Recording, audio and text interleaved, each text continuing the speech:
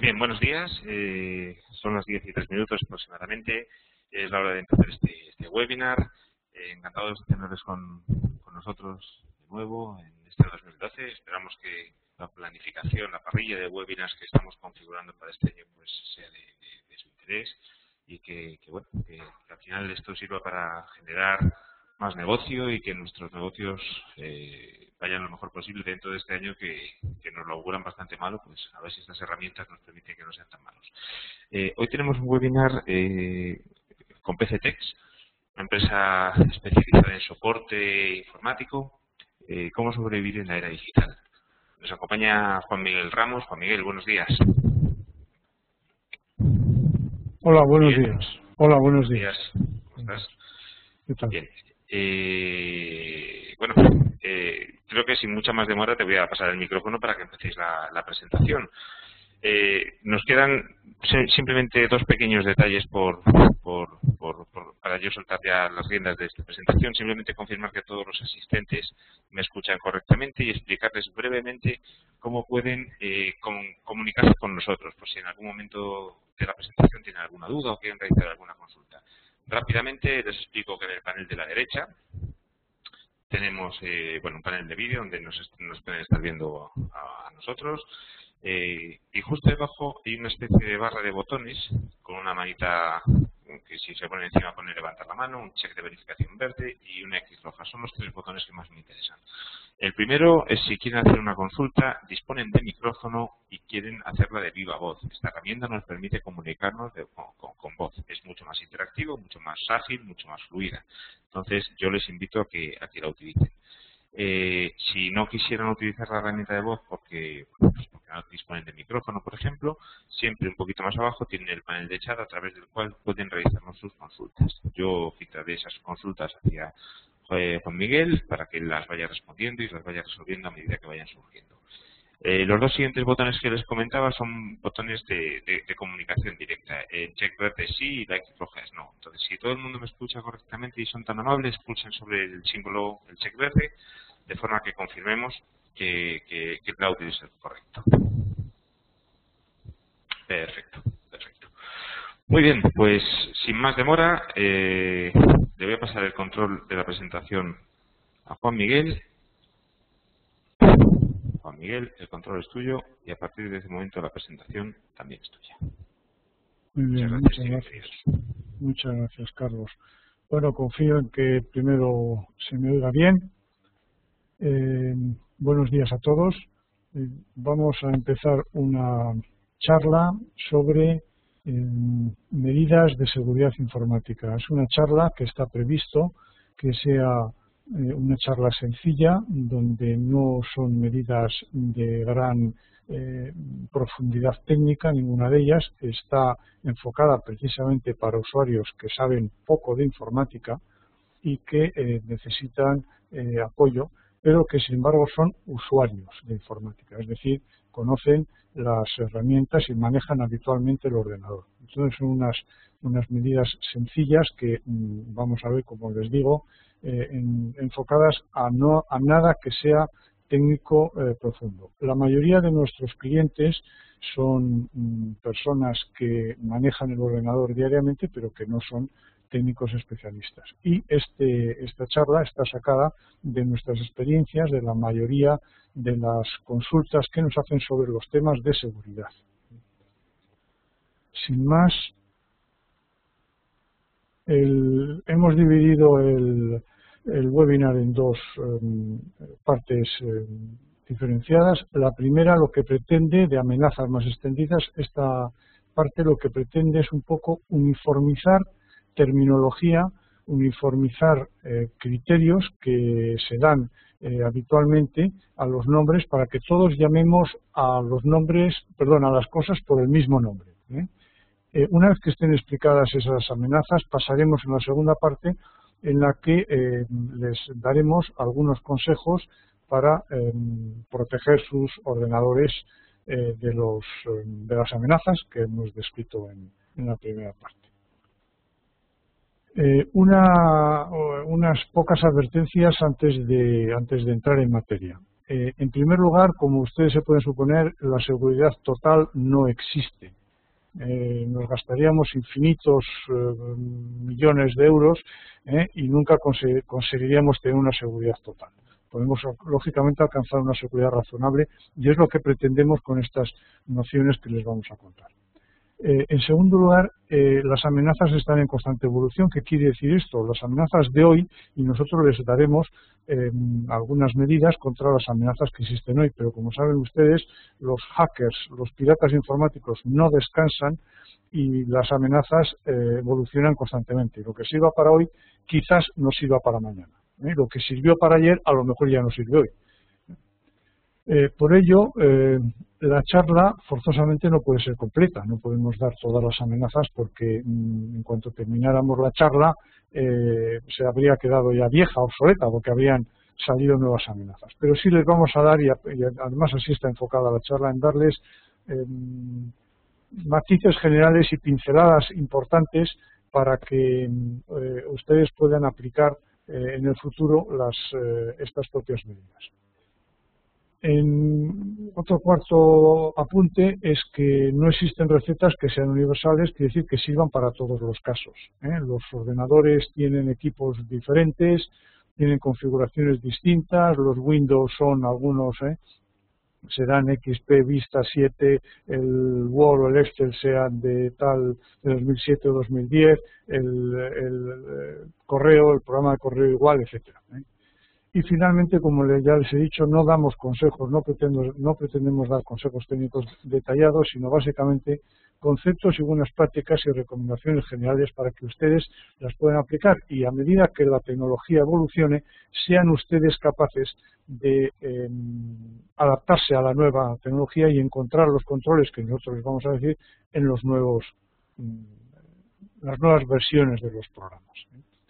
Bueno, y ya sin más, vamos a pasar a la parte de amenazas, donde lo que pretendemos es, como les digo, definir un poco y aunar criterios para que llamemos todos a las cosas por los mismos nombres y que luego son las que van a ser tratadas, las medidas contra las amenazas, en la segunda parte. Bueno, a lo largo de los años, desde que comenzaron el tipo de programas, vamos a llamarlos malignos, que empezaron a mediados de los años 80, claro, antes no existían ordenadores personales, pero cuando aparecieron los ordenadores personales allá a principios de los años 80, pues a mediados de los años 80 enseguida empezaron a aparecer programas perjudiciales, que buscaban perjudicar. Se llamaban virus informáticos y después se han ido llamando distintos nombres.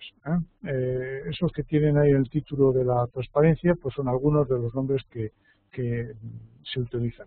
Malware parece que es una denominación un poco genérica que quiere abarcar todos los distintos tipos de software y de programas perjudiciales. Bien, estos programas, ¿cómo dañan el ordenador?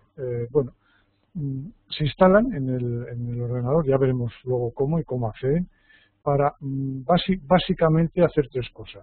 Uno, dañar un equipo, dañar el ordenador o los datos o interferir en su funcionamiento para que vaya lento, por ejemplo, lógicamente sin consentimiento de su propietario, para robar información sensible, por ejemplo los datos suyos, los datos por los que usted se identifica, una contraseña o unos datos bancarios, con la idea de suplantar la identidad del usuario. Ya veremos luego que este es uno de los principales delitos informáticos que además está en auge de manera importante en los últimos años.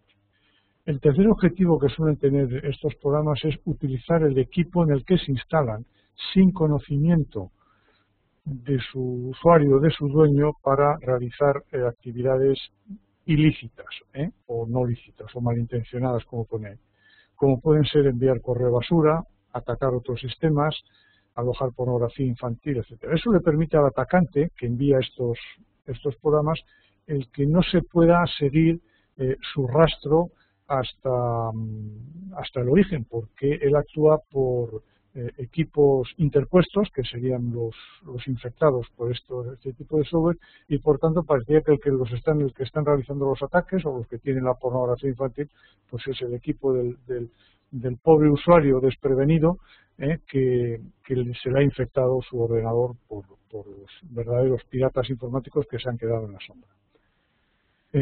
Así como al comienzo de los virus informáticos y en los primeros años, eso que citamos en mediados de los años 80, el objetivo era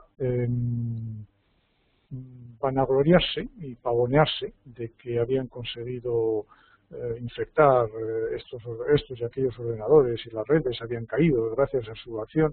Ahora, ya desde hace muchos años, el objetivo de toda esta piratería es obtener beneficio económico, que los piratas pues viven de ello. ¿Cómo entran este tipo de programas en nuestros ordenadores? Básicamente hay tres medidas que, como les he dicho antes, están también en constante evolución. Uno es al visitar páginas web. Aprovechan agujeros de seguridad que están en el navegador, en el Internet Explorer o en el Safari si tienen ustedes Apple, otros, o en el Firefox si tienen ustedes otros navegadores. Entonces aprovechan agujeros de seguridad en el navegador y en los programas utilizados para ver las páginas, por ejemplo el Adobe Reader, que seguro que ustedes utilizan mucho para ver los ficheros tipo PDF. Constantemente recibirán ustedes en sus ordenadores periódicamente actualizaciones del Windows y del Adobe, del Reader también, en el que los fabricantes de estos programas introducen y nos instalan parches. Muchos de estos parches están conectados con la seguridad, precisamente para tapar estos agujeros de seguridad que se van descubriendo. Algunos agujeros de seguridad los descubren el propio fabricante de los programas, Microsoft en su caso, o el fabricante del Adobe Reader, que no me recuerdo en este momento, bueno, Adobe, y otros. Y en otros casos los descubren, vamos a decir, piratas buenos que existen en la red y que alertan a los fabricantes de software de que han encontrado estos agujeros de seguridad. En cualquier caso, como les digo, periódicamente se producen, y ustedes tienen que recibir actualizaciones constantemente del Windows y de otros programas para justamente tapar esos agujeros de seguridad. No todas las actualizaciones que llegan son para tapar agujeros de seguridad, pero muchas de ellas sí.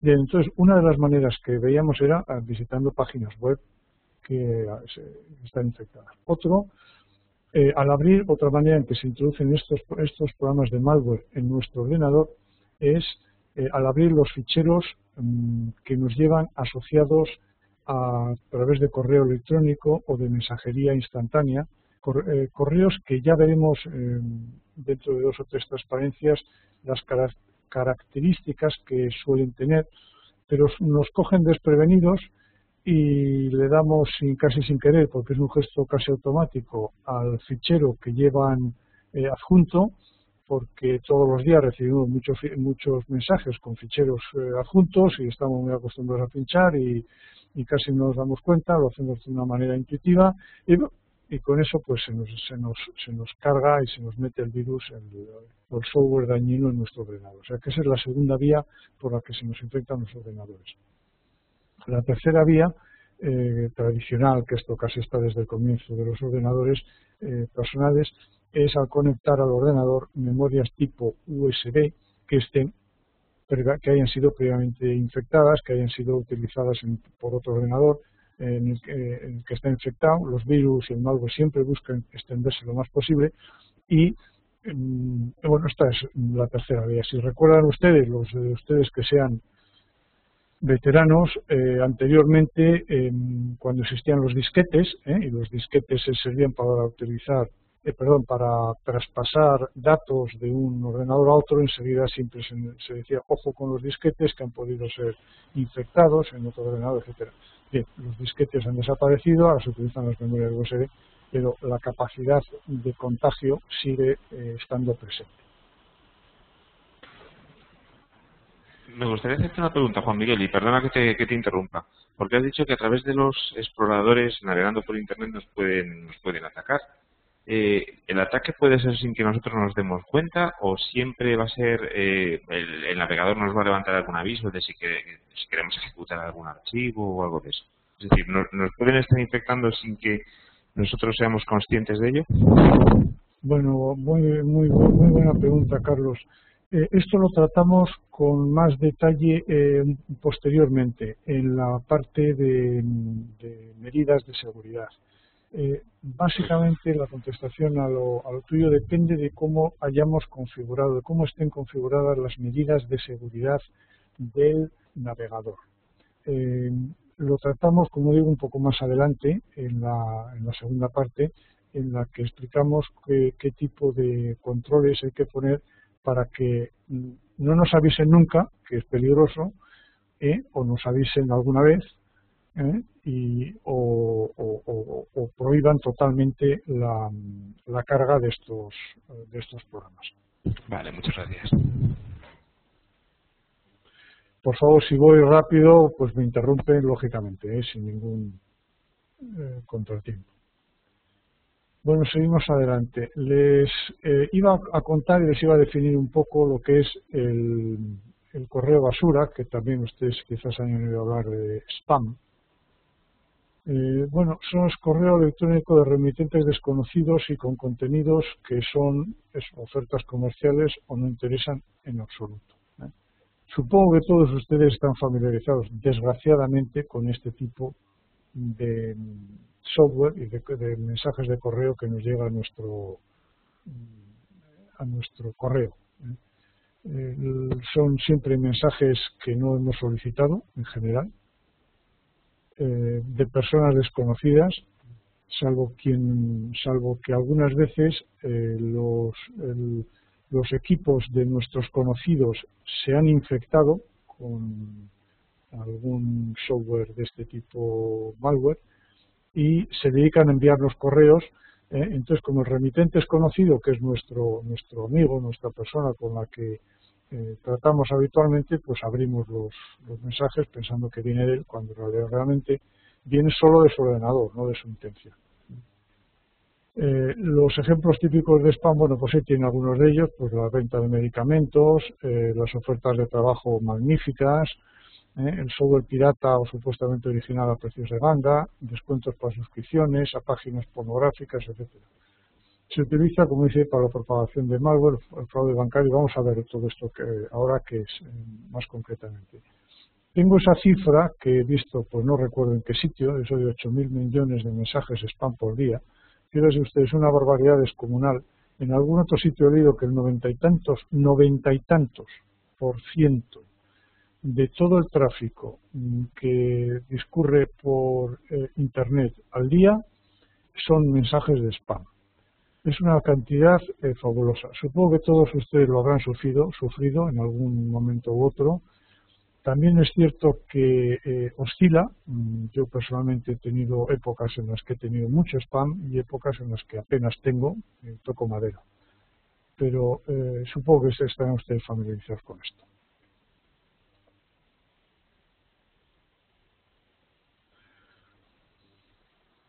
El principal origen de los daños que se están percibiendo cada vez más en Internet es la suplantación de la identidad. Nos roban nuestros credenciales y se hacen pasar los piratas por nosotros. Y por tanto, cualquier reclamación que pudiera presentarse por su actuación, aparecemos nosotros como los culpables.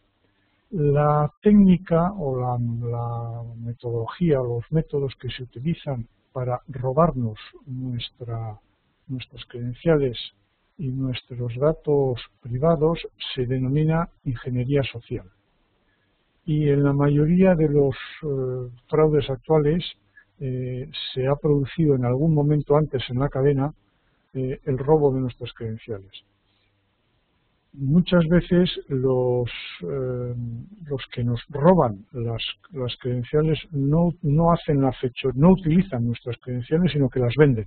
Las venden a otras bandas o a otros hackers, que son los que utilizan luego nuestras credenciales y así pues se lucran unos y otros.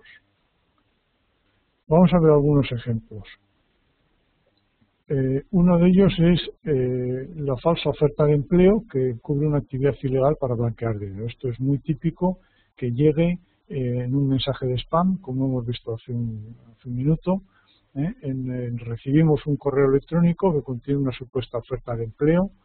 Explican un poco quién es la empresa y a qué se dedican, y lo que generalmente piden es que usted, el usuario que recibe este mensaje y que acepte su oferta, se conecte, se convierta en un agente financiero de ellos, recibe cantidades de dinero de clientes de ellos en una cuenta suya, y lo reenvía utilizando alguna de esas compañías tipo Western Union o otras similares que existen y que conocerán ustedes para hacer envíos de dinero al extranjero. La ganancia que tiene usted, que tiene el usuario que acepta esta oferta, es una comisión. Bueno, esto es una manera encubierta de blanquear dinero negro. De hecho, al usuario que caiga en esta red, en este procedimiento, le llaman muleros la policía. Y bueno, el hecho de que utilice un Western Union o alguna otra red similar que las haya, es porque los envíos a través de estas redes son a un número de cuenta, nada más que a un número, no se exigen nombres de personas, y además piden menos datos que los bancos. Bueno, este es típico de un tema de un acto de ingeniería social. Otro ejemplo típico es, que quizás ustedes hayan oído hablar ya, es el tema del phishing. El phishing lo que pretende es engañarnos, una vez más. Y lo que nos envían, por ejemplo, es un mensaje en el que dicen que nos conectemos al banco con el que trabajamos, o a un banco o a otro banco con el que no trabajamos. Si no trabajamos nos podemos dar cuenta más fácilmente, pero si nos dicen que nos conectemos al banco con el que trabajamos habitualmente, pinchamos en el contenido del mensaje, hay un link a una página web que es muy parecida a la de nuestro banco. Y nosotros, pues que normalmente no nos fijamos y no nos damos cuenta, y no estamos fijándonos en todos los detalles, pues picamos, creemos que es nuestro banco, nos conectamos, le damos la password y ya pues la hemos fastidiado, por decirlo de una manera un poco coloquial. Este es una lacra que es conocida, que los bancos que trabajan por Internet, que ahora ya son todos, la conocen, la sufren, luchan contra ella, nos bombardean.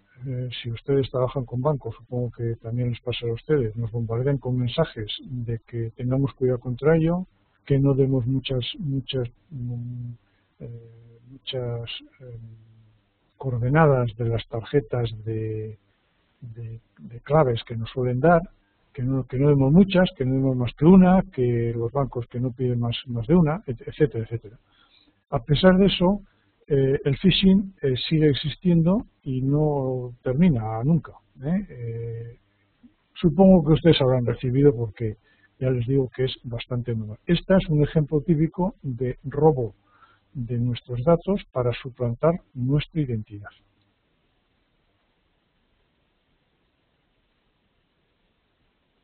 Bien. Estamos hablando un poco de las amenazas, estamos hablando, por poner en contexto lo que viene a continuación, estamos hablando un poco sobre seguridad informática y cómo proteger sus equipos. Entonces, por supuesto, un equipo, hemos visto hasta ahora los daños que se pueden presentar a través de Internet y a través del correo. Un daño que existe desde el comienzo de los ordenadores personales, vamos a decir, desde que tuvieron disco duro. Al principio tenían solo disquete, luego ya empezaron con el disco duro. A mediados de los años 80 es la pérdida de datos que se almacenan en el disco duro. El disco duro, que ustedes supongo que habrán oído hablar cantidad de veces, pues es un disco, como dice, entendido por disco, pues una superficie plana que gira a una gran velocidad, donde y unas cabezas que se mueven por encima del disco a una distancia infinitesimal, no sabría decirle, pero vamos, del orden de micras. El disco se mueve a una gran velocidad, como ven ustedes ahí, los más modernos están moviendo a 7.200 revoluciones por minuto, y el brazo está encima, con el brazo que tiene el brazo lector, que tiene las cabezas lectores y grabadores, está encima moviéndose constantemente. Entonces, todo eso, y ahí está nuestro disco duro, ahí están nuestros datos, ahí están nuestros programas, ahí está nuestro Windows, nuestro Office, nuestras fotos de los hijos o las facturas de nuestros clientes. Y eso se estropea. Desde que existen los ordenadores se estropea. Y corremos el riesgo de poder perder todos los datos que tenemos ahí, solamente algunos de ellos, nos costará bastante el intentar recuperarlos, etcétera. Accidentes relacionados con los estropicios del disco duro hay muchos y muy variados, y todos son diferentes, pero son todos muy peligrosos. Y como decimos ahí, es uno de los problemas más comunes y potencialmente más dañinos de la informática, porque en el fondo nos deja sin poder trabajar. Más adelante, en la segunda parte, vamos a contar cómo protegernos frente a eso. Recuerden que estamos aquí hablando un poco de las amenazas. Bueno, y finalmente el Internet ha facilitado la copia, la réplica cuasi limitada de los datos, de nuestros datos personales. Hay en demasiados sitios, piensen ustedes pues en el banco, los bancos con los que trabajen, en la policía donde tienen los datos del DNI de su pasaporte, en la seguridad social donde tendrán los datos suyos, algunos repetidos, en los médicos cuando van ustedes a verlo, bueno, etcétera, etcétera. Hay demasiados datos personales nuestros en demasiados sitios con capacidad de réplica casi infinita, porque al fin y al cabo para replicar una cosa de estas por informática se hace digamos fácilmente, muy fácilmente. Son nuestros datos personales que están además en todas las empresas. En las redes sociales hay una alegría para disponer de nuestros datos y para dar datos nuestros que a mí personalmente me sorprenden bastante. Sobre todo, también hay que decirlo, en los más jóvenes, que quizás son los que menos conscientes son de los daños que se pueden hacer con sus ordenadores, con sus datos. Entonces, bueno, contra esto no hay mucha medida que se pueda poner, simplemente ser conscientes de que nuestros datos están ahí, y de que un disco duro, un ordenador antiguo que tiramos puede contener nuestros datos en el disco duro, que pueden ser legibles, y que bueno, debemos de tener cuidado. Yo creo que en esto, como les digo, no hay medidas técnicas, son medidas un poco de actitud y de filosóficas quizás, de controlar un poco y frenar un poco los datos personales que cedemos.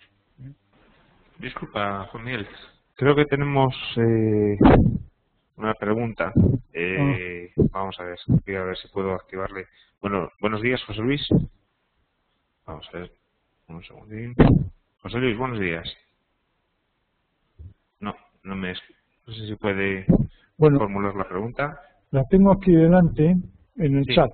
Vale, te la he enviado a ti por el chat, es que no la he recibido yo. Perfecto, sí. Disculpa. Si no te importa leerla en alto para que todos los participantes la oigan. Perfecto. Dice, la pregunta es, cuando me deshago de un ordenador antiguo, suelo formatear el disco duro, pero me han dicho que a pesar de eso se puede recuperar esos datos. Esa es la pregunta. La respuesta es que sí, se pueden recuperar los datos.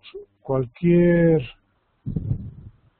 dato que simplemente borremos de un disco duro con las herramientas habituales que utilizamos todos, que son las del borrar, a través del Windows y cosas así, es recuperable. La manera algo más segura de evitar que eso ocurra es escribir encima. El problema es que no sabemos dónde el sistema operativo, en qué zona del disco duro el sistema operativo ha grabado nuestros datos y por tanto, por mucho que le digamos que escriba encima, pues no vamos a saber dónde. De todas maneras, no se preocupe que hay soluciones para eso. Hay unos programas que se llaman de borrado seguro, que lo que hacen es efectivamente recorrer todo el disco duro y borrar, grabando encima, borrar todos los datos que existen en el disco duro. Pero estos son programas específicos, especiales, que se llaman, como le digo, de borrado seguro, que existen y que le permiten hacer eso. Con las herramientas habituales que utiliza el 99% de los usuarios de ordenadores, efectivamente los datos que van en el disco duro son recuperables. También es cierto que se necesita unos ciertos conocimientos informáticos para poder acceder a ellos. No están al alcance de cualquiera. No es que los conocimientos informáticos sean muy profundos, pero bueno, más que los del usuario normal, efectivamente. Así que, en resumen, los datos se quedan en el disco duro, sí, son recuperables, sí, no son recuperables por todo el mundo, también, y existen unos programas de borrado seguro que efectivamente borran los datos grabando encima. Bueno, y si no tienen más preguntas, les voy a pasar a mi compañero que les va a contar las medidas de protección. Mi compañero se llama Jesús Cabrera, lleva del orden de unos 10 años trabajando y prestando ayuda para temas como los que vamos a ver a continuación. Y nada más, yo me despido aquí, les quedo muy agradecido por su atención y les paso a mi compañero Jesús Cabrera. Muchas gracias, Juan Miguel.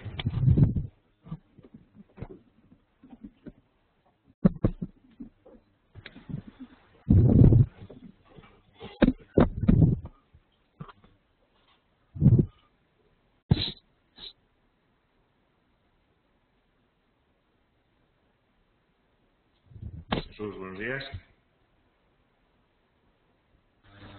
Buenos días. Te oímos perfectamente. Encantados de tenerte con nosotros. Igualmente, como decía Juan Miguel, bueno, en estas tipo de presentaciones hay dos personas. Está la persona seria, que es él, y luego está el raro, el informático, que soy yo. Soy un poco el que va a hablar de la parte de las medidas prácticas de protección que podemos tomar ante todo esto. Lo mismo que decía antes Juan Miguel, cualquier duda que tengáis, que me planteéis por aquí por el chat, haremos alguna pequeña pausa para dar la atención, y si se va a tratar más adelante en alguna de las otras transparencias, pues avanzamos y lo dejamos para más adelante.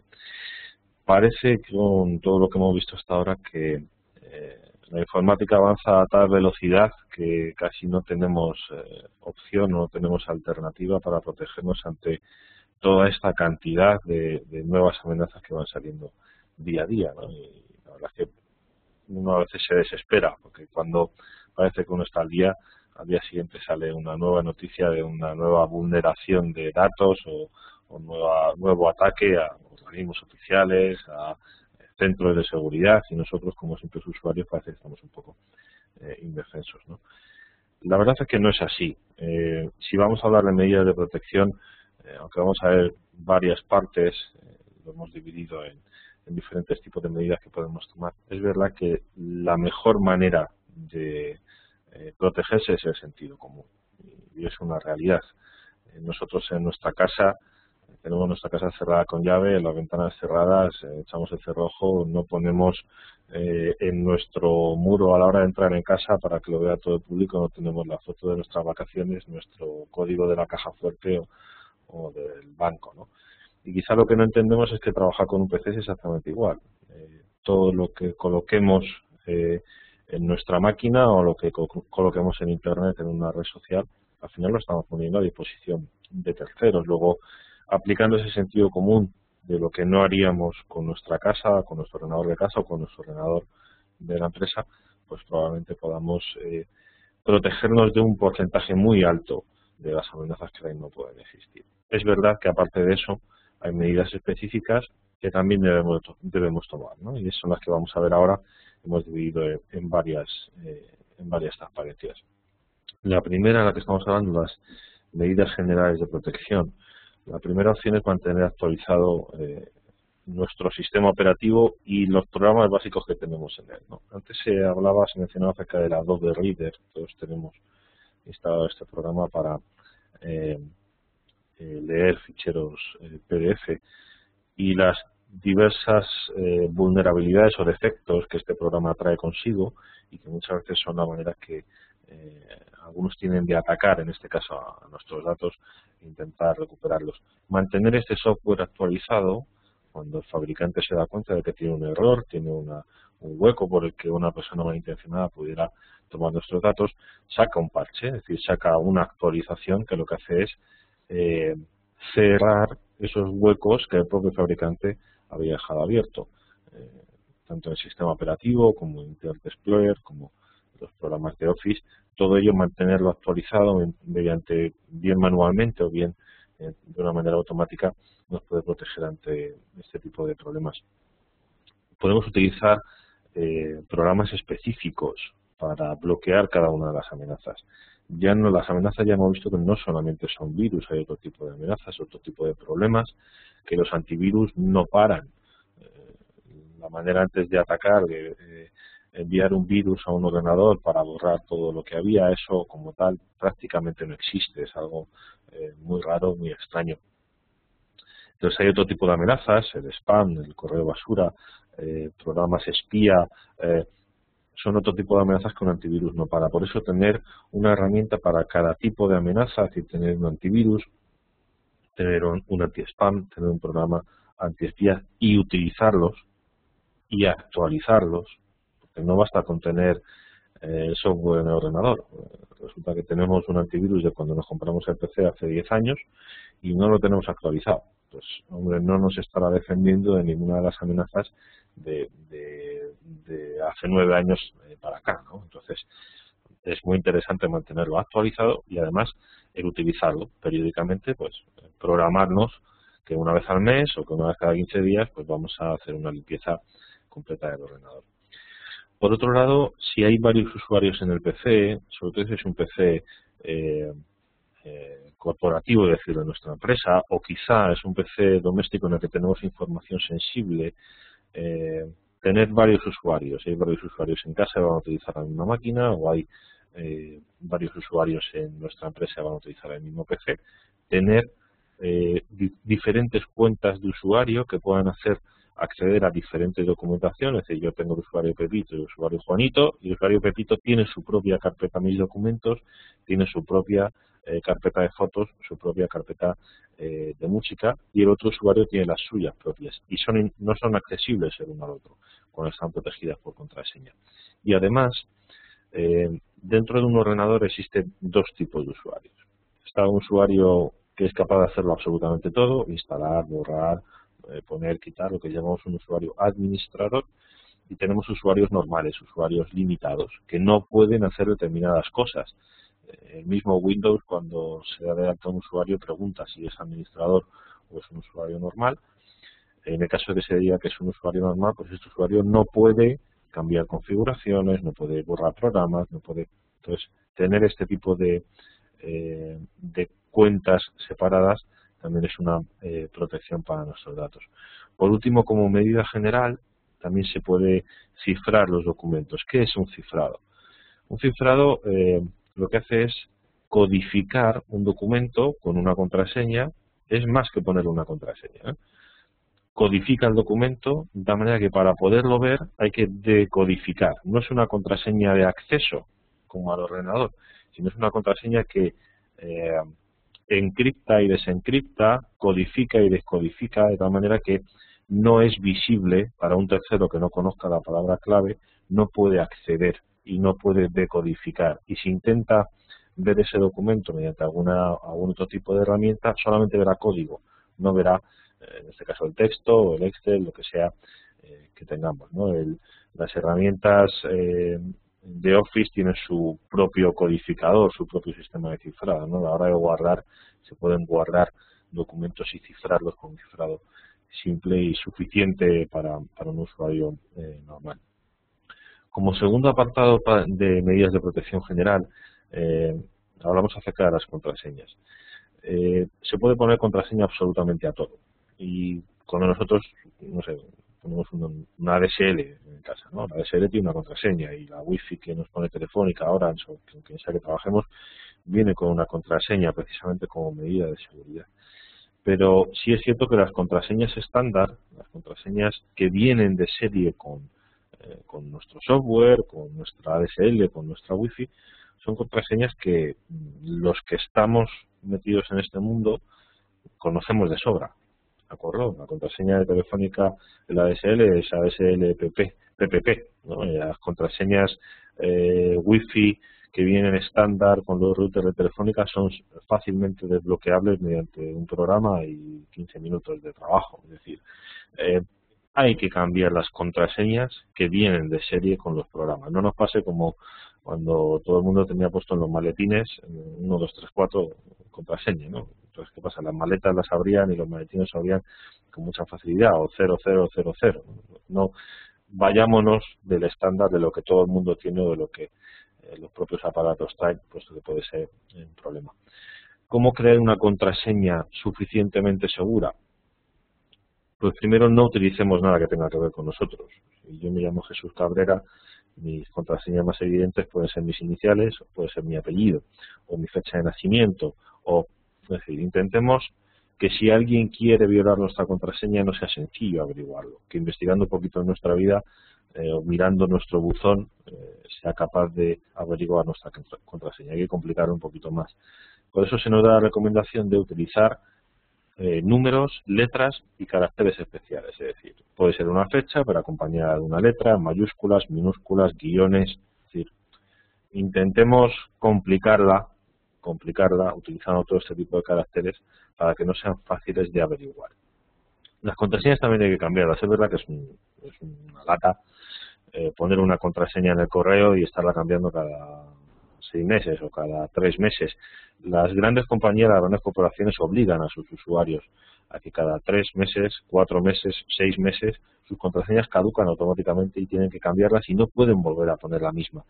Y no pueden volver a poner la misma las próximas 20 veces que caduque, es decir, los usuarios se tienen que ingeniar para cambiar sus contraseñas. No vamos a ser tan paranoicos y no vamos a ser tan, porque no es algo útil para el usuario particular o para una pyme, quizás no es útil que las contraseñas haya que cambiarlas cada 3 meses o cada 4, pero tengamos la costumbre de cambiar las contraseñas. ¿Por qué? Pues es muy sencillo. Si tenemos 2 usuarios de la misma máquina o le hemos dejado la máquina a un amigo o un compañero de trabajo ha venido y nos ha pedido la contraseña que nosotros no estábamos y teníamos que hacer, esa contraseña circula. Y circula por nuestros amigos, circula por nuestros hijos, nuestros padres, nuestros compañeros de trabajo y hoy no pasa nada, pero mañana es verdad que esa contraseña está accesible. Por otro lado, intentemos, que dice la transparencia que existen programas gestores de contraseñas, es cierto, pero un programa, para no olvidarse de las contraseñas que tenemos, un programa gestor de contraseñas no es un Word guardado en nuestra carpeta de documentos que ponga contraseñas. No. Resulta que estamos dejando accesible lo más lógico, el sitio más lógico de tener nuestras contraseñas en un documento de Word abierto, sin cifrar, no. Las contraseñas son privadas, son personales, debemos cambiarlas y si las tenemos que tener anotadas en algún sitio para que no se nos olviden, que sea un sitio al que no se pueda acceder, que no sea evidente que ahí están todas nuestras contraseñas de toda nuestra vida. las contraseñas son intransferibles, pero ya hemos comentado que existe la posibilidad, que existen momentos en los que uno necesita dejar la contraseña a un tercero para lo que sea. Si es así, procuremos irnos al punto 3 y cambiar la contraseña periódicamente. En el siguiente apartado hablamos acerca de las medidas de protección específicas para el navegador. Vamos a referirnos a Internet Explorer, que es el que todos utilizamos habitualmente, pero esto es aplicable a todos los navegadores que existen ahora mismo en el mercado, Internet Explorer, Firefox, Google Chrome, cualquiera de ellos, ¿no? Nosotros cuando utilizamos el navegador Explorer, accedemos a una página que nos solicita usuario y contraseña, bien sea el correo, bien sea el banco, bien sea nos ofrece la posibilidad de almacenar nuestras contraseñas. Es decir, ponemos Pepito Pérez, contraseña 1234, y ahora el ordenador nos dice, ¿desea usted que Windows recuerde esta contraseña? Sí, no. La respuesta debe ser no. ¿Por qué? Porque las contraseñas almacenadas en el navegador se almacenan en algún sitio. De hecho, se almacenan en un fichero normalmente no accesible a primera vista, pero con un sencillo programita se pueden ver desde el mismo Windows e incluso algún disco duro, estos que se han estropeado, que hemos tirado a la basura, las contraseñas siguen siendo accesibles, es decir, se almacenan en una parte del sistema que si uno sabe exactamente dónde está, las puede llegar a recuperar. Entonces, almacenar contraseñas cuando el ordenador nos lo ofrece, nunca. Es verdad que es que nos tenemos que acordar de ellas y que tenemos que aprender a manejarlas, y no puede ser siempre la misma, pero uno no deja puesta la llave en la puerta de su casa por si acaso, para entrar más fácilmente, ¿no? Pues esto es exactamente igual. Existe la opción de autocompletar, como marca segundo punto en los navegadores, en los exploradores. Esta opción lo que hace es que cuando uno escribe un dato, el siguiente dato, o sin terminarlo de escribir, lo rellena él solo, ¿no? Esto también hay que quitarlo. ¿Por qué? Porque nuestro nombre de usuario del sitio donde vayamos a entrar queda accesible para todo el mundo, ya solamente tiene que averiguar la contraseña. Les hemos hecho la mitad del trabajo. Entonces, esto hay que eliminarlo también, hay que desactivarlo en las opciones de cada uno de los navegadores. El siguiente punto implica colocar el nivel de seguridad de Internet Explorer al menos en nivel medio alto. ¿Esto qué significa? Pues dentro del menú de herramientas opciones de cualquiera de los navegadores hay una pestaña de seguridad en la que nosotros podemos elegir qué nivel de seguridad queremos aplicar. Directamente colocar el nivel, tiene un estándar, es una barra arriba abajo, nivel medio alto, nivel medio bajo, bajo, directamente colocarlo en nivel medio alto, activa una serie de medidas de seguridad, 20-30 medidas de seguridad estándar, que ya nos tenemos que olvidar de hacerlas nosotros a mano, el propio explorador las hace. Entonces es interesante colocar este nivel en medio alto. Directamente al hacerlo así, el siguiente punto de la transparencia, la configuración de las cookies, quedan ya configuradas, ¿no? ¿Qué son las cookies? Que a veces se habla mucho, ¿no? Son pequeños trozos de código de las diferentes páginas web que se almacenan, que el navegador es capaz de almacenar para trabajar más rápido. El problema es que este tipo de ficheros, estos trozos de código, almacenan información personal accesible, ¿no? Entonces, configurar este nivel de seguridad para que este tipo de código no nos pueda afectar evita o disminuye la posibilidad de que se tenga acceso a nuestros datos, los que hayamos puesto en el navegador.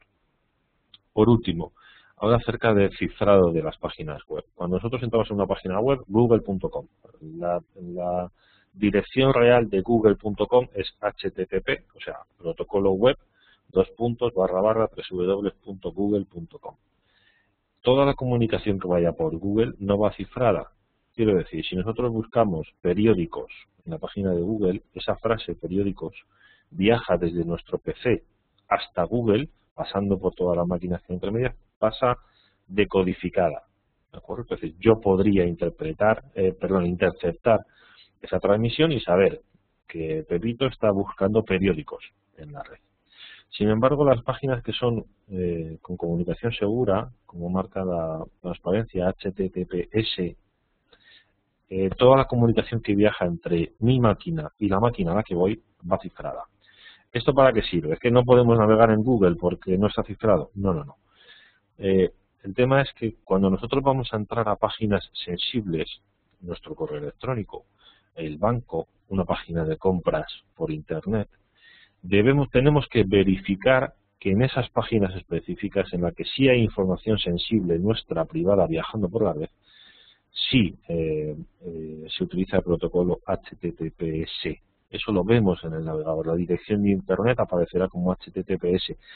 Es un ejemplo muy claro. Si uno intenta entrar en una página de un banco, lacaixa.es, www.lacaixa.es, automáticamente veremos que cuando la página cargue, el protocolo que utiliza es HTTPS. Directamente va por esa vía. ¿De acuerdo? Eso es lo que hay que verificar. Eso nos ayuda, por ejemplo, a evitar problemas de phishing que hemos estado viendo antes, ¿no? Es una de las características que hay que ver.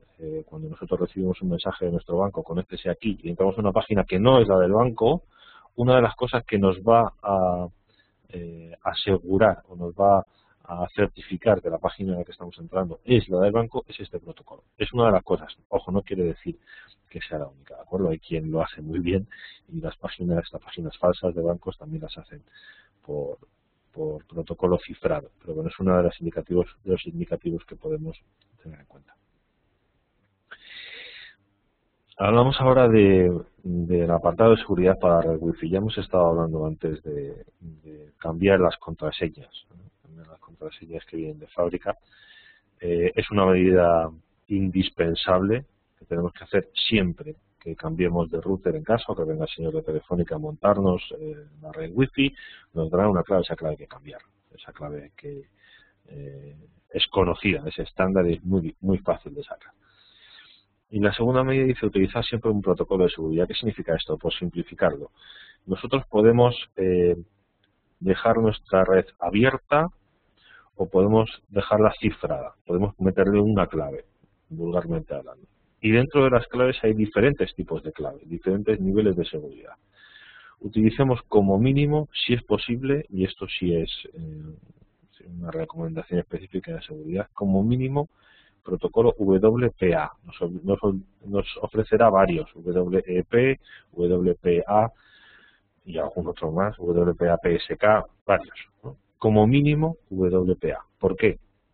Porque el estándar que viene activado suele ser WEP y este protocolo se puede romper en media hora, 20 minutos, 15 minutos de trabajo. Entonces, como mínimo, utilicemos al seleccionar una contraseña, la ponemos y seleccionamos este tipo. Para el correo electrónico, como medida de seguridad, medida de protección para nosotros, hemos estado hablando antes del número de correos spam que se mueven por la red. Utilizar un software, un filtro anti-spam, que ya los programas de correo electrónico suelen traer alguno, pero bueno, se puede añadir alguno. Los antivirus también tienen algunos para configurar. Lo que hace es no evitar que recibamos el correo, pero sí que nos estorbe. El correo basura entra en la bandeja de entrada, directamente el programa anti-spam lo identifica como correo basura y lo mueve a una bandeja aparte, es decir, nos lo quita de en medio. Hace pasarlo a otro sitio diferente donde no nos estorbe y donde verifiquemos, donde podamos borrar todo de una. Ojo, estos programas no funcionan al 100%, no son totalmente fiables y a veces o dejan pasar correo basura o marcan como correo basura correo válido. Resulta que un familiar, un compañero nos ha mandado un correo que por el asunto del mensaje el programa interpreta como correo de publicidad o correo basura. Nosotros tenemos que entrar periódicamente a esta bandeja donde nos desplaza el correo para ver que todo lo que ha metido efectivamente es basura, y si hay algo que no es basura podemos marcarlo e indicarle que a partir de ese momento no lo vuelva a trasladar allí. Y son programas que aprenden. Van a rechazar un porcentaje muy alto de correos y otros habrá que enseñarle a rechazarlo. El tema de los documentos, los ficheros adjuntos que vienen con el correo, son una de las principales vías la principal manera de enviar virus a un PC, ¿no? Si nosotros no hemos solicitado un documento adjunto, o quien nos manda el correo no nos suele mandar documentos adjuntos, o directamente no sabemos, aquí funciona mucho sentido común. Lo de la curiosidad mató al gato vale también para esto. Si no lo hemos pedido, no nos interesa, son usuarios desconocidos o no abramos ficheros adjuntos. El problema es que los programas de recepción de correo a veces tienen activada la vista previa de lo que hay dentro. Es decir, yo sin abrir el correo sí me muestra lo que hay e intenta abrirlo. Eso es lo peligroso. Para eso tener el antivirus actualizado, como hemos comentado al principio, nos evitará que ese tipo de ficheros adjuntos maliciosos se puedan ejecutar. El antivirus verá que entra un correo, directamente lo leerá antes de darnos acceso, lo lee, lo mira y lo marca como malo en caso de que tenga un fichero adjunto que pueda ser malicioso. Igualmente, que nos manden ficheros adjuntos, también se nos pueden enviar enlaces a otras páginas con cualquier tipo de gancho. Mira esto qué bonito, mira qué divertido, o mira qué chiste, ¿no? Si no conocemos al remitente, si no lo hemos solicitado, si no es normal que este remitente nos mande algo parecido, no tenemos ninguna necesidad de abrir este tipo de enlaces. ¿Por qué? Porque lo que nos pueden estar es o bien llevando a una página con contenido malicioso o obligando al PC a ejecutar contenido malicioso. Y ojo, nosotros en antivirus para muchas veces lo que entra sin que nosotros lo solicitemos, pero si nosotros estamos voluntariamente decidiendo ejecutar algo o ir a un sitio o entrar a una página o abrir un correo malicioso, el ordenador se encoge de hombros. Usted es el que manda, es el usuario, usted sabrá. Entonces, no abrir correo que no hayamos solicitado, que nos parezca sospechoso, y no entrar a links que vengan, que nos dirijan a otras páginas en ese tipo de correos. Se ha hablado antes, hemos estado hablando del phishing durante toda la presentación. ¿Cómo podemos reconocer estos mensajes? Porque cuando nos llegan, si nosotros entramos y ponemos nuestras claves, no hay nada que rascar. Ha sido culpa nuestra, nosotros hemos entrado, el banco no se va a hacer cargo. Entonces, es muy importante ser capaces de reconocer mensajes irreales. Hay una cosa que hay que tener muy clara. Ni los bancos, ni las tiendas de correo electrónico, ni las administraciones públicas, ninguno de ellos se dirigen a los usuarios solicitando datos personales, datos de pago, datos de acceso, contraseñas, usuarios. Nunca nos van a mandar un correo electrónico pidiéndonos eso. Nunca. Entonces, teniendo eso claro, es muy fácil reconocer el correo de un banco que nos pide, por favor entre aquí e introduzca su clave y su usuario porque su tarjeta ha sido bloqueada. No. Llamamos al banco o nos acercamos al banco. Porque esto siempre es correo phishing. Lo que se hace es intentar liar, entre comillas, al usuario vendiéndole una circunstancia extraordinaria que solamente se puede resolver mediante que él ponga su usuario, su contraseña o su número de tarjeta. Pues se ha estropeado el acceso a su cuenta, hemos detectado que hay gente intentando entrar con sus datos y necesitamos que verifique usted quién es o qué es usted. Tenemos nuevas medidas que implementar y para eso necesitamos su tarjeta de contraseñas. Hemos cambiado la política de seguridad. Si quiere usted ganar un iPad, pulse aquí, introduzca y verifique que es usted usuario de Caja Madrid. Este tipo de cosas, ¿no? Siempre intentando dar una justificación a que el cliente tenga que hacer algo que no es habitual, no solo que no es habitual, sino que nunca, jamás un banco nos va a pedir, ¿no? Entonces es un poco el timo de la estampita, que intentemos picar, que intentemos caer y demos un dato que es estrictamente confidencial. Además, siempre nos ponen un tiempo máximo, ¿no? Es decir, si no lo hace usted durante las próximas 24 horas, su cuenta corriente quedará bloqueada y entonces tendrá usted que pasar por la oficina y, ¡jo, qué fastidio! Voy a tener que bajar a la oficina, esperar la cola, llevar los papeles, llevar el contrato, llevar no sé qué. Entonces, la motivación para que nosotros ni tan siquiera llamemos al banco. Venga, vamos a hacerlo, lo hacemos ya, entramos, ponemos la clave, me lo quito, ¿vale? Y así mañana que tengo que sacar dinero no tengo problemas. Mucho cuidado porque esta es la manera que tienen de intentar engañarnos o intentar convencernos para hacer algo que se sale totalmente de lo habitual.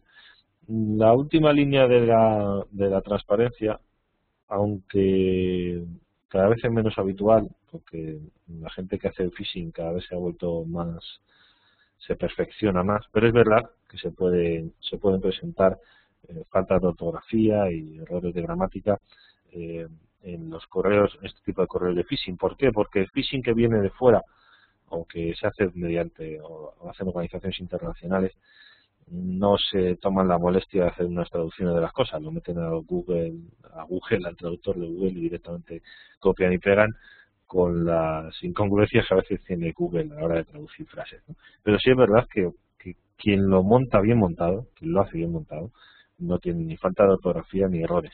Entonces hay que tener mucho cuidado con el acceso a este tipo de correos e identificarlos antes de hacer nada.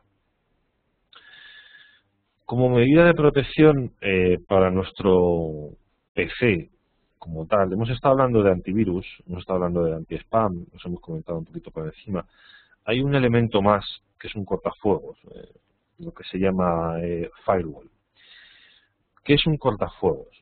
A ver, un cortafuegos es una barrera de paso, es como en los peajes. El que tiene autorización o el que ha pagado el ticket pasa y el que no. Un cortafuegos es exactamente igual dentro de nuestra máquina. Lo que hace es decidir qué programas salen a Internet y qué programas reciben información de Internet. Los cortafuegos los hay software y hardware. Normalmente las compañías, las empresas suelen utilizar cortafuegos de hardware, equipos, ¿vale? Los usuarios particulares existen soluciones de software específicas de firewall, y lo que hacen es, primero, colocar una configuración estándar. Uno instala el firewall en el ordenador, entonces todo lo que normalmente necesitas ir a Internet, pues el correo electrónico, el explorador, todo este tipo de programas que de manera estándar necesitan salir a Internet, el firewall los deja pasar y nos pregunta qué otro tipo de programas le vamos a dejar salir a Internet. Por ejemplo, programas de intercambio de ficheros, programas P2P, Mule, todo ese tipo de programas que la gente utiliza para descargar música o para compartir música.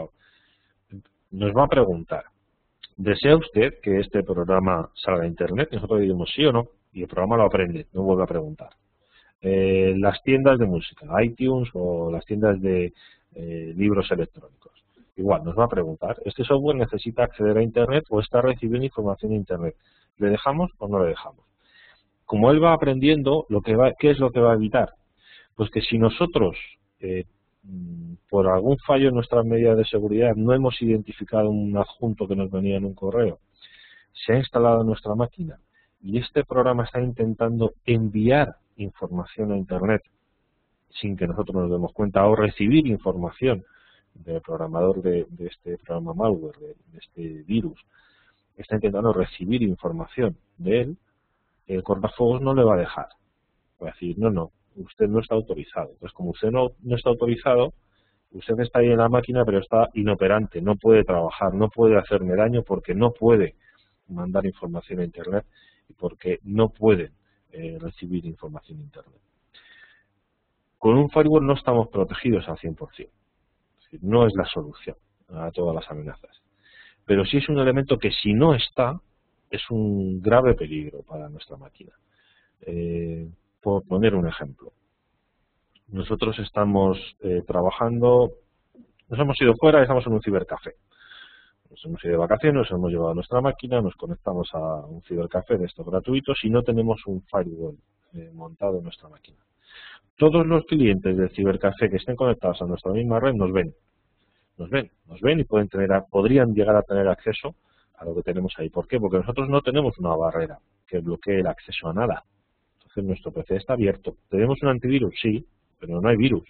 ¿Tenemos un software anti-malware? Sí, pero es que no hay ningún software, o sea, no hay ningún programa malicioso circulando por ahí. No, es un señor que está sentado en la mesa de al lado con el café y está intentando acceder a nuestra base de datos, nuestras fotos, Entonces, tenemos que tener un cortafuegos instalado en nuestra máquina. Insisto, hay soluciones software, hay programas que muchas veces vienen en paquetes con el antivirus y hay soluciones físicas de hardware que son las más recomendables para nuestra empresa, y no estamos hablando de inversiones altas, y es altamente recomendable que eso esté instalado en nuestras máquinas.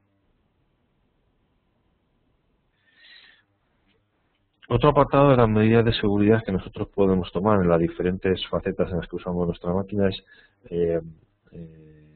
el comercio electrónico, que hasta ahora, hasta hace no mucho, en nuestro país no era muy conocido, no se utilizaba mucho, la gente era reacia a poner la tarjeta de crédito en Internet, pero es verdad que últimamente cada vez sube más por precios, por comodidad. Es verdad que se pueden obtener muchos descuentos por la compra por Internet, te lo traen a casa hasta los supermercados, ¿no?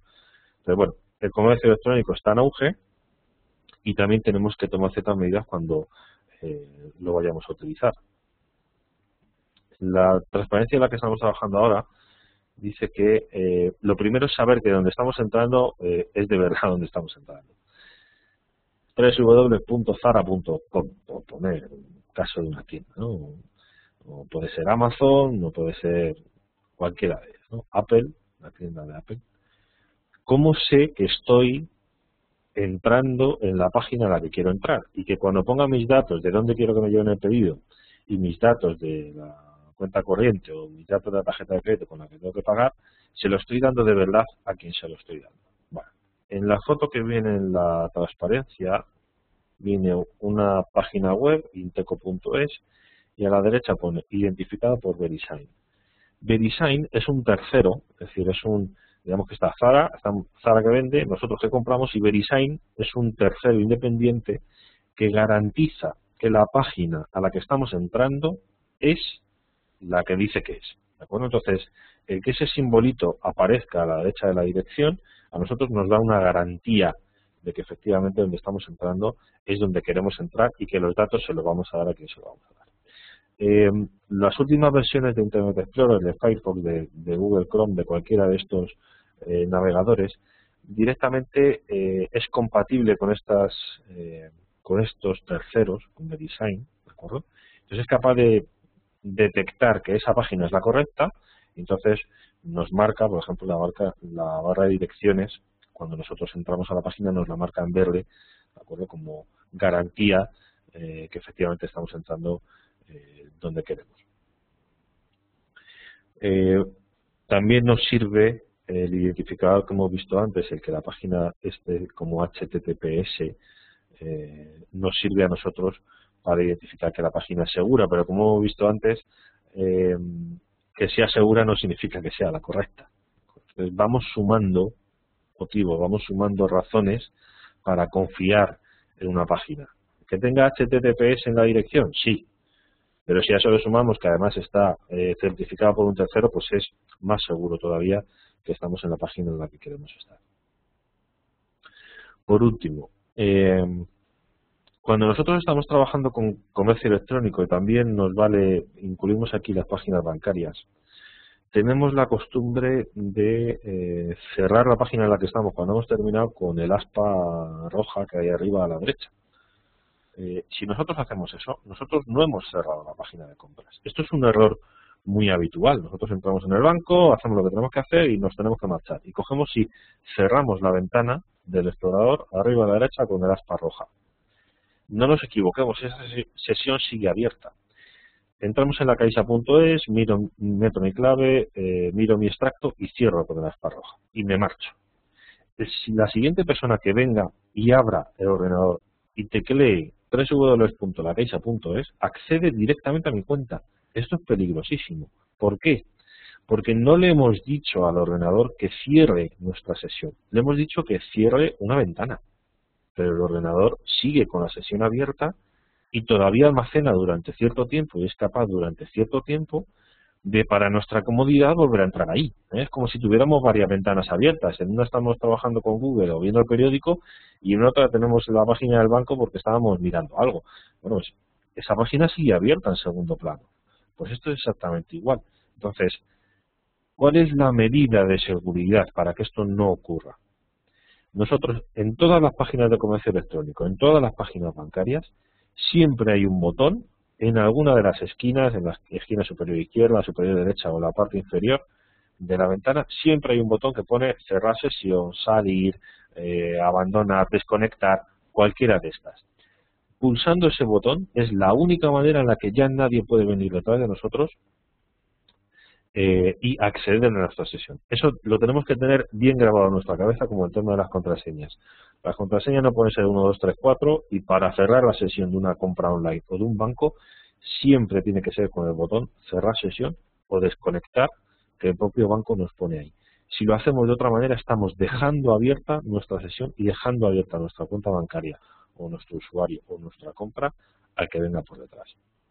Evidentemente, para este tipo de compras y para este tipo de acciones es mejor no utilizar un ordenador público, un PC que ponga a nuestra disposición un cibercafé o que no, uno privado o uno en el que confiemos. Y ante cualquier sospecha de que algo raro está pasando, algún mensaje raro que nos da la página, no sé, no nos permite cerrar o cualquier cosa que se extraña, inmediatamente por teléfono al banco o a la tienda de comercio online con nuestro usuario para hablar con ellos y decirles que hay un problema y que si tienen que bloquear nuestro usuario, nuestras cuentas, nuestro acceso, lo que sea, inmediatamente, porque se tarda muy poquito tiempo, las organizaciones que se dedican a esto tardan muy poquito tiempo en vaciarnos las cuentas, en vender nuestros datos, en hacer lo que sea. Entonces siempre contactar con el banco o con la página de comercio online.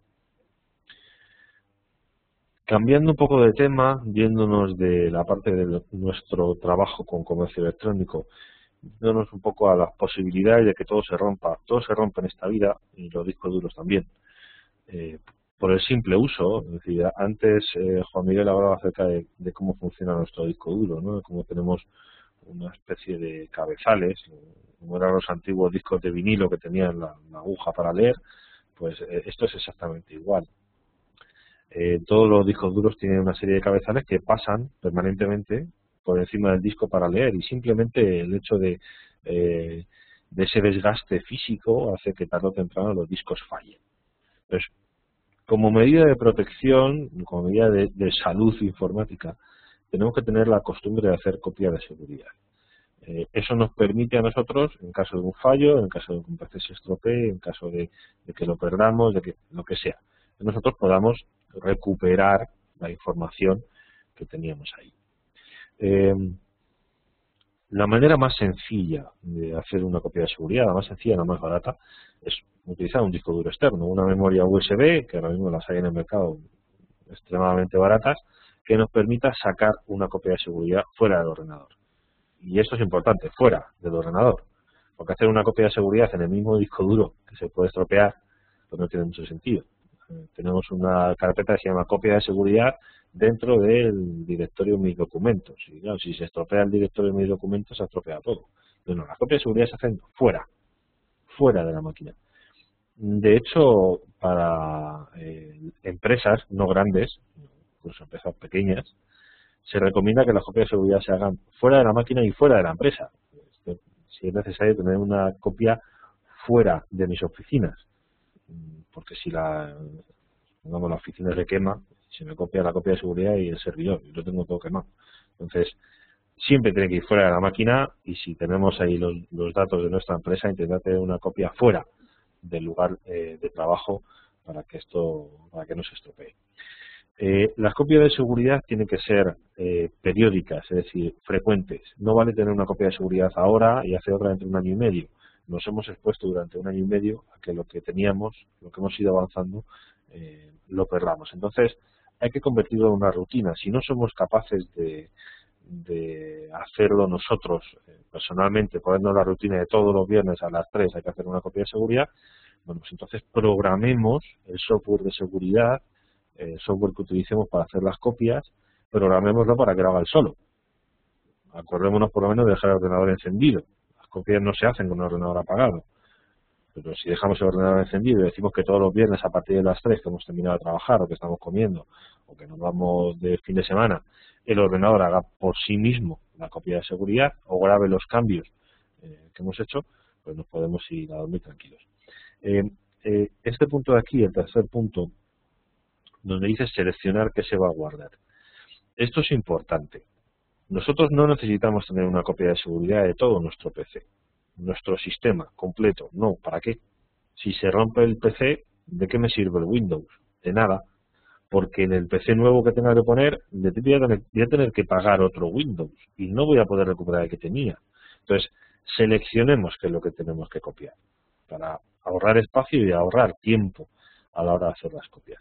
La primera copia siempre es completa de lo que vayamos. Queremos la carpeta mis documentos o la carpeta documentos de trabajo. De eso queremos hacer copia.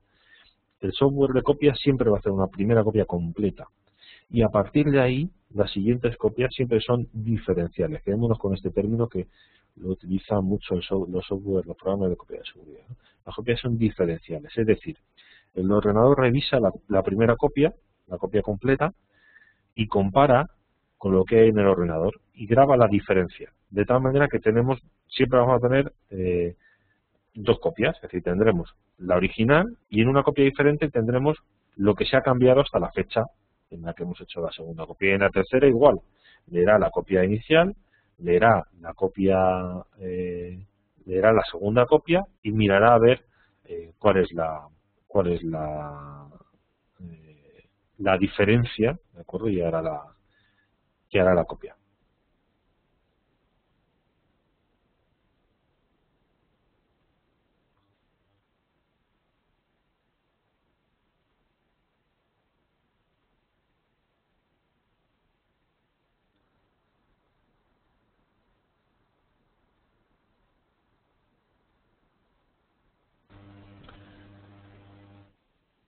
A ver si me dice esto. Ya, esto. El último punto que habla acerca de realizar alguna vez pruebas de recuperación de datos a partir del respaldo. Si nosotros hacemos una copia de seguridad y nos fiamos, puede ser que cuando intentemos recuperar la copia de seguridad no tengamos acceso, porque se ha estado haciendo mal. Entonces, de vez en cuando, como medida de salud, como medida de higiene informática, comprobemos que lo que estamos copiando en el disco duro es verdad la copia que nosotros queríamos hacer, ¿de acuerdo? El disco duro se puede haber estropeado, se puede haber estropeado el programa de seguridad, podemos haber dejado el ordenador apagado y por lo tanto no se han hecho las copias de seguridad en el momento en el que lo teníamos que hacer. Entonces, de vez en cuando echemos un vistazo a las copias que hemos hecho y entonces podemos ver que efectivamente estamos haciendo las copias de seguridad como nosotros queremos.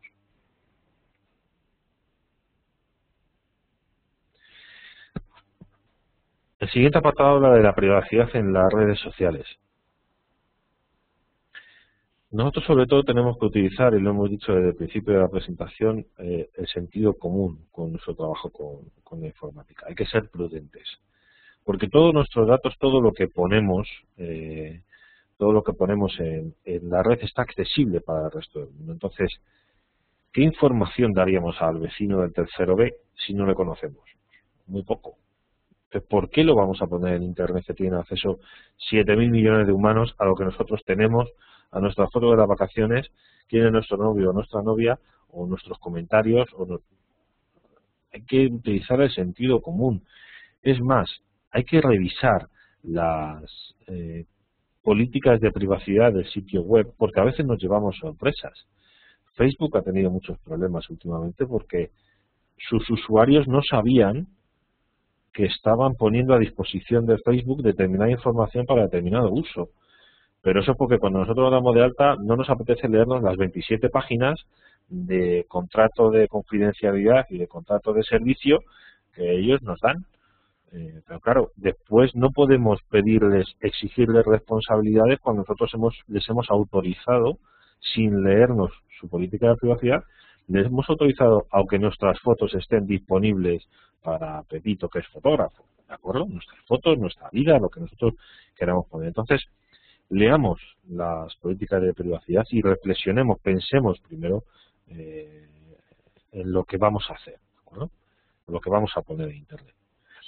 Por último, y es muy interesante este punto, dice, controlar la lista de amigos y contactos. Desde hace tiempo, la popularidad de uno no se mide en función de lo que hace o cómo es o su carisma o su forma de hablar, sino en el número de amigos que tiene en Facebook.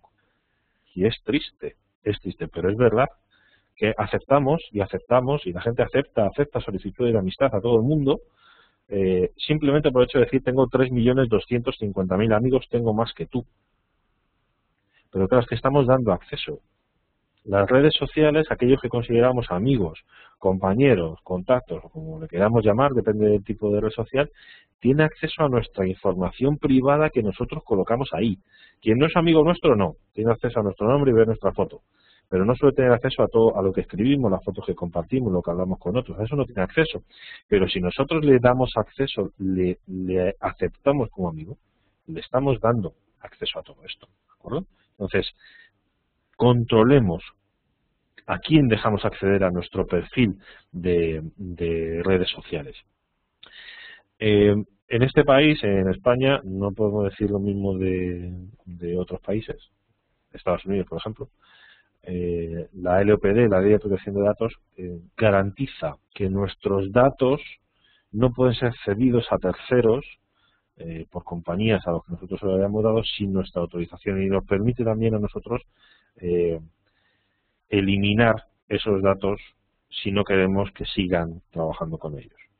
Eso solamente vale aquí. Digo solamente vale aquí porque ninguna compañía americana, por ejemplo, firma la Ley de Protección de Datos. De hecho, este verano ha habido un problema importante en la Unión Europea porque varias grandes compañías, Microsoft, Google, alguna otra más, ha reconocido que por la legislación americana están obligados a dar datos que se tengan en sus servidores, en este caso al gobierno americano o a cualquiera de sus agencias. Esto ha provocado un cierto terremoto porque implica que los datos que nosotros tengamos en Gmail, en Google, en Hotmail, puede ser accesible por el gobierno americano o cualquiera de sus agencias, ¿no? Entonces, nos sirve con Telefónica, nos protege porque es una compañía de aquí y está adherida a la LOPD y la cumple, pero en otros sitios no. De todas maneras, es bueno saber que hay un organismo que en este caso nos protege en cuanto a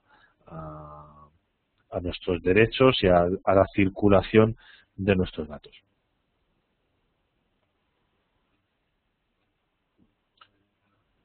Jesús, disculpa. Sí, sí. Con el fin de no modificar demasiado la agenda que van a tener nuestros usuarios, la planificación de los webinars viene a ser de 1 hora, hora y cuarto aproximadamente.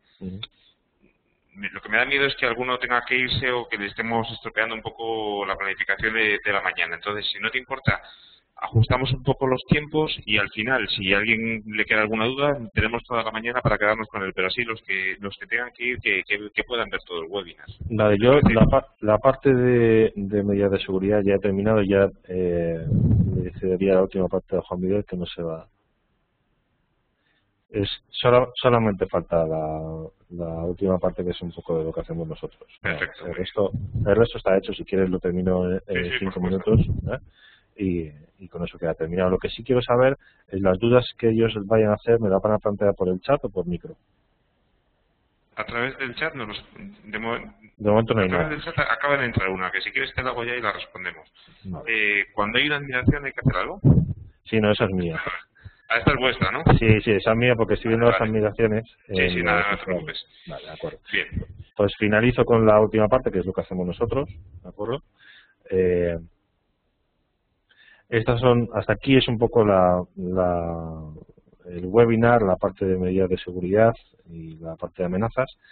Contaros un poco quiénes somos nosotros. Nosotros nos dedicamos profesionalmente a dar esta asistencia informática tanto a particulares como a empresas, porque como hemos visto, efectivamente, nosotros podemos tomar ciertas medidas de seguridad, pero es tanto y cambia tan a menudo y cada vez salen cosas tan nuevas que a veces resulta un poco complicado llevarlo todo al día, ¿no? Entonces, nosotros lo que hacemos es prestar este servicio de asistencia en el que nos ocupamos de el ordenador no me enciende, no imprimo, el antivirus lo tengo desactualizado, he tenido un problema con el correo electrónico, no puedo navegar, va muy lento, lo que nos pasa casi todos los días.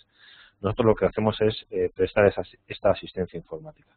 Lo hacemos mediante 2 vías, una por teléfono remoto, lo que nosotros llamamos una asistencia plata, que le da al usuario la posibilidad de llamarnos por teléfono y que nosotros le guiemos para solucionar su problema, o lo que nosotros llamamos un servicio de oro, que incluye además el hecho de que si nosotros necesitamos, el ordenador está estropeado y necesitamos ir a casa, a domicilio, a la empresa del usuario para solucionar el problema, pues también están incluidas esas visitas. Entonces, simplemente comentar que a raíz de este webinar se ha sacado una oferta para los asistentes, en la que si estáis interesados pues podéis contactar bien con nosotros, bien a través de Carlos, ¿de acuerdo?, para poder utilizar esta oferta que aparece ahora mismo en pantalla, ¿de acuerdo?, utilizar ese servicio plata, telefónico y remoto durante 2 meses a partir de la primera llamada que nosotros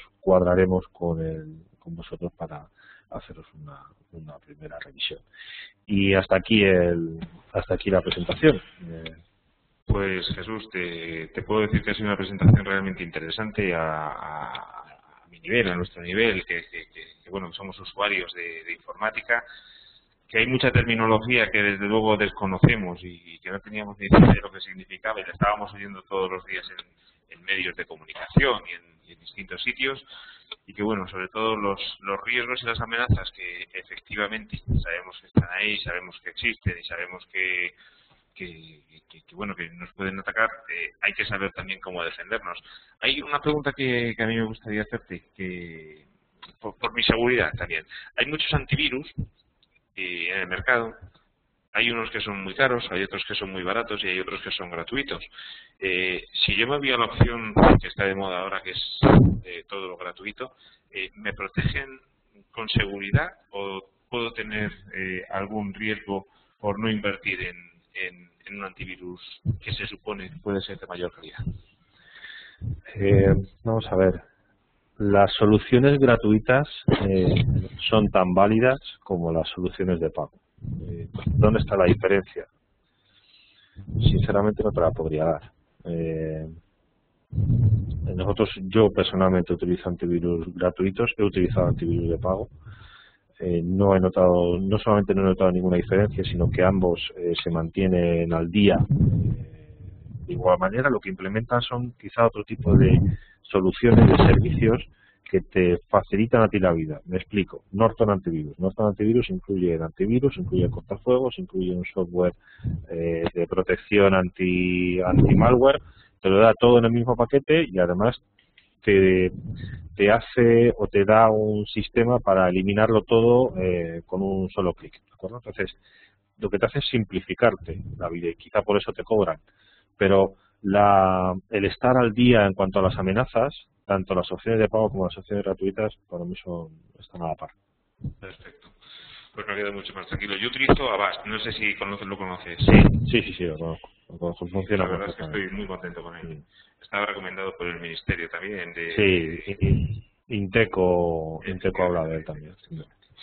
Muy bien, tenemos una pregunta a través del chat que te la voy a facilitar. ¿Qué diferencia hay entre copia de seguridad incremental y diferencial?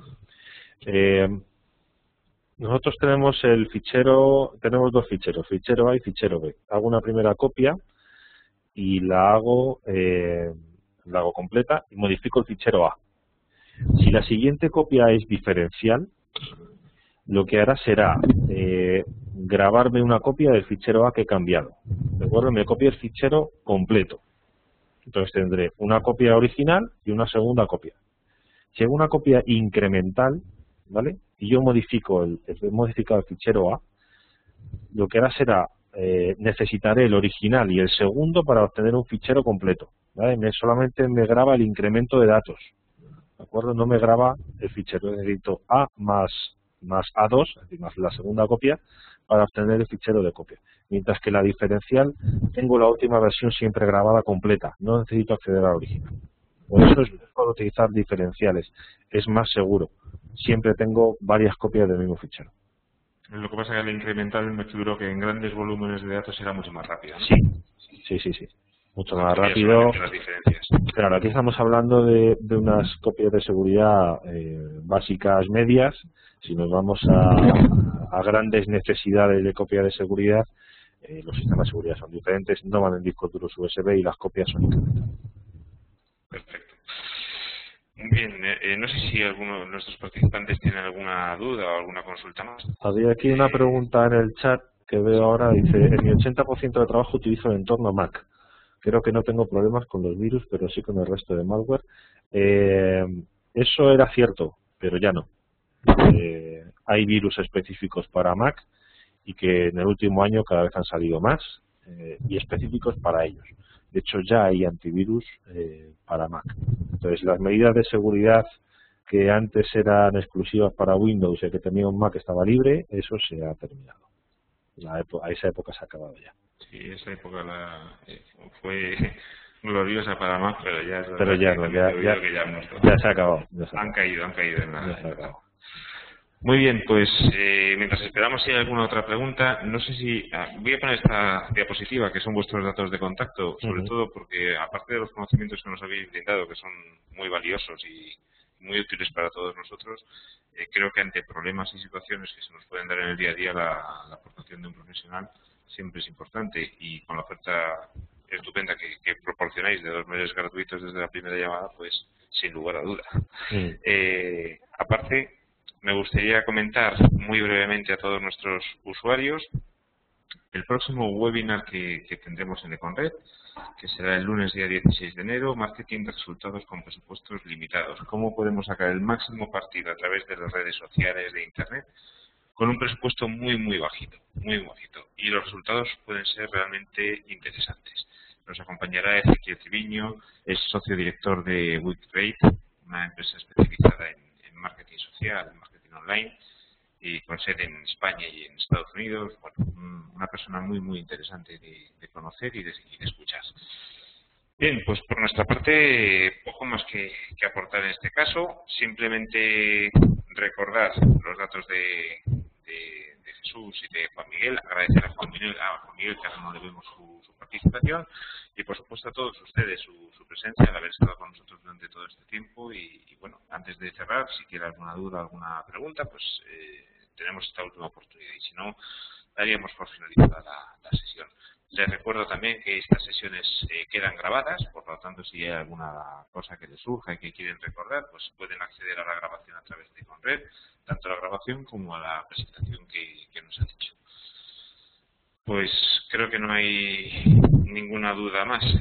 Jesús, por lo tanto, si os parece bien, daríamos por finalizado el webinar. Muchas gracias a todos los usuarios y gracias sobre todo a vosotros dos. Muchas gracias a todos y encantado. Estupendo. Un saludo a todos.